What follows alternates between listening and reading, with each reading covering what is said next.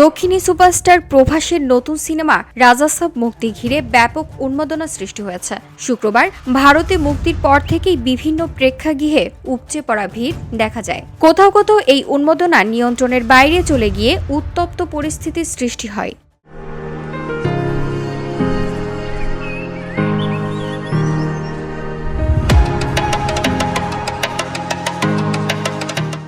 নির্ধারিত মুক্তির আগেই অন্ধ্রপ্রদেশ ও তেলেঙ্গানায় প্রিমিয়ার শোর আয়োজন করা হয়। তবে সরকারি অনুমতির কাগজপত্র দেরিতে পৌঁছানোয় শেষ মুহূর্তে কয়েকটি শো বাতিল করা হয়। এতে ক্ষুব্ধ হয়ে ওঠেন ভক্তরা। দীর্ঘ সময় হলের বাইরে অপেক্ষা করেও কোনো স্পষ্ট ঘোষণা না পাওয়ায় পরিস্থিতি আরও উত্তপ্ত হয়ে ওঠে।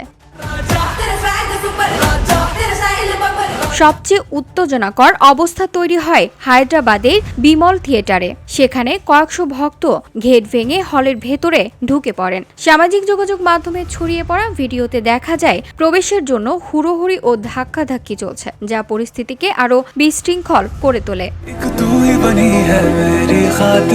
তেলেঙ্গানার কুকাটপল্লী এলাকায় একটি থিয়েটারেও একই ধরনের পরিস্থিতি দেখা যায়। সেখানে ভক্তরা প্রধান ফটকে ধাক্কাধাক্কি শুরু করলে নিরাপত্তা ব্যারিকেড ভেঙে যায়।